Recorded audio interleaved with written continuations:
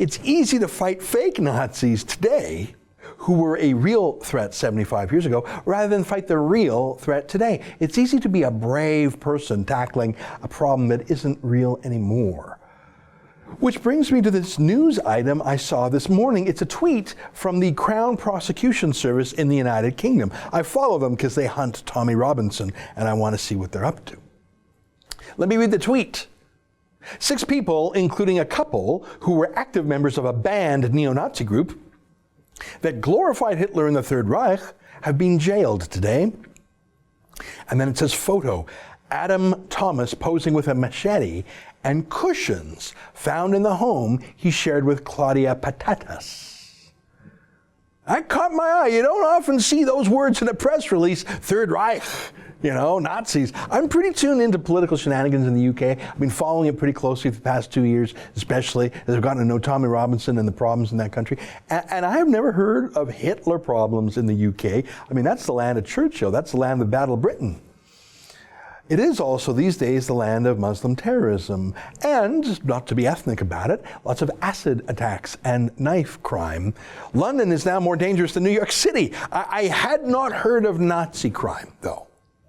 But even in that tweet I showed you, there's a hint. They glorified Hitler and the Third Reich. So the crime was that they glorified things? So they didn't stab anyone or throw acid in anyone's face or blow anything up. They were just saying something inglorious was glorious. So they're saying the wrong things about a bad thing. They're saying a bad thing was a good thing. Now, I believe that there should be a crime that prohibits supporting terrorist groups, or even supporting gangs, like biker gangs or the mafia, organized crime. I think it should be illegal to recruit terrorists, to fund terrorists, to help terrorists. And I'm pretty open to criminalizing terrorist propaganda, but even there we got to be careful that we don't just make opinions themselves tantamount to crimes, right? But there's no Nazi terrorist group. There's no Nazi menace in the United Kingdom.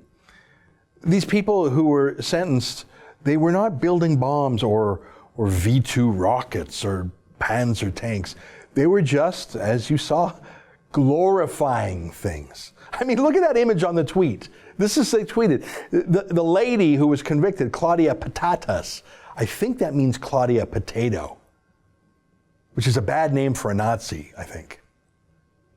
Her crime, I guess, was having really, really tacky, ugly, creepy throw pillows. I love how the police have those measuring rulers there, just so the court knows exactly how big were the offending objects, officer.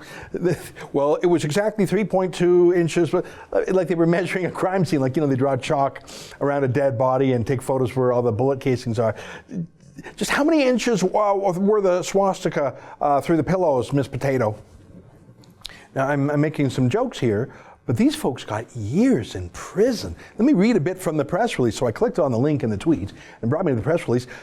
6 people, including a couple, have been jailed today for being members of National Action, a proscribed group that glorifies Hitler in the Third Reich. Okay, so maybe it's not just that they glorified Nazis, but they were in a club. They were in a group. And to be fair, one of them did have a manual on his laptop. Let me read more from the press release. Adam Thomas, 22, and Claudia Potatoes, 38, from Banbury, were found guilty along with Daniel Buganovic, 27, on 12th November, following a 4-week trial. Let's see this. Can I see the cushions again, Your Honor? You've seen it 7 times already, ma'am. I just want to see the cushions again. We've been at this for 4 weeks. Yeah, a 4-week trial at Birmingham Crown Court.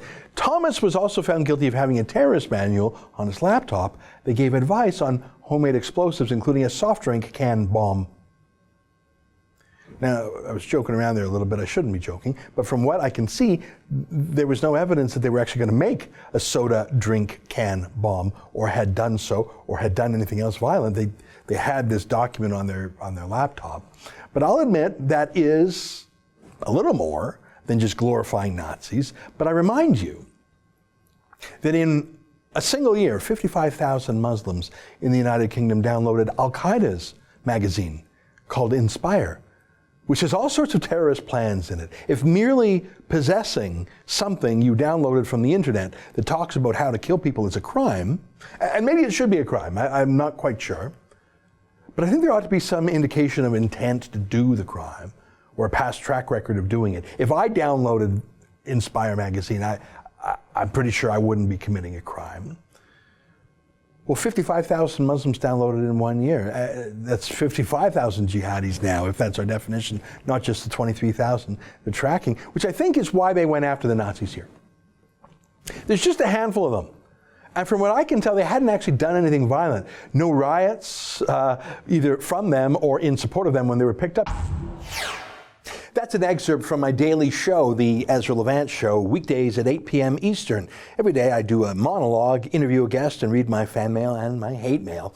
To subscribe, go to therebel.media/shows.